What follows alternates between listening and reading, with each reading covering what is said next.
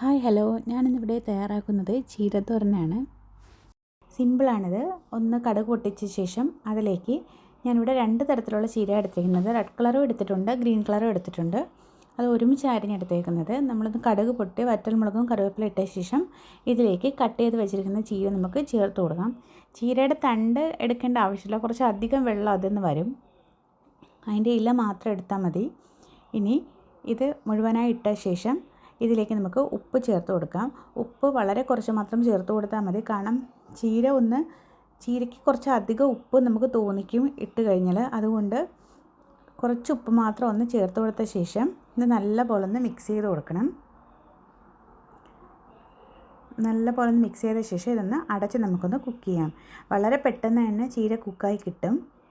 ഇനി ഇതിലേക്കുള്ള അരപ്പെന്ന് പറയുന്നത് കുറച്ച് തേങ്ങയും 2-3 വെളുത്തുള്ളിയും കുറച്ച് മഞ്ഞൾപ്പൊടിയും ജീരകവും ഒന്ന് അരച്ച് നമുക്ക് ഇതിലേക്ക് ചേർത്ത് കൊടുക്കാം. ഇത് ഫൈൻ പേസ്റ്റായിട്ടൊന്നും അരയ്ക്കേണ്ട, ജസ്റ്റ് നമ്മൾ അരപ്പിന് അരയ്ക്കുന്ന പോലെ ജസ്റ്റ് ഒന്ന് ക്രഷ് ചെയ്തെടുത്താൽ മാത്രം മതി. ഇനി അരപ്പ് ഇതിലേക്ക് ഇട്ട ശേഷം എല്ലാം കൂടി ഒന്ന് മിക്സ് ചെയ്ത് കൊടുക്കാം.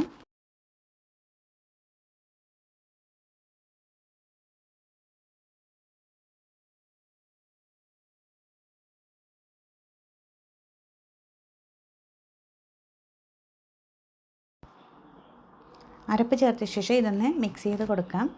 ഇത് അധികം ഇനി വേവിക്കേണ്ട ആവശ്യമില്ല, ജസ്റ്റ് അരപ്പൊന്ന് ചൂടായാൽ മാത്രം മതി. അപ്പോഴേക്കും നമ്മുടെ ചീരത്തോരൻ ഇവിടെ റെഡിയായി കിട്ടും. ഇവിടെ ഒന്ന് ചൂടായ ശേഷം നമുക്കത് അടച്ച് മാറ്റി വെക്കാം. വളരെ സിമ്പിളായിട്ടും പെട്ടെന്ന് നമുക്കിത് ചീരത്തോരൻ ഉണ്ടാക്കിയെടുക്കാൻ പറ്റും. ഇതെല്ലാവർക്കും അറിയാവുന്ന ഒന്നാണ്.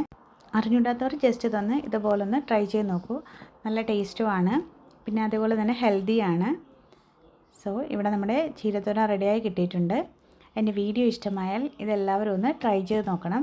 അതേപോലെ തന്നെ ലൈക്ക് ചെയ്യണം, ഷെയർ ചെയ്യണം, കമൻറ്റ് ചെയ്യണം, ഒപ്പം സബ്സ്ക്രൈബും ചെയ്യണം.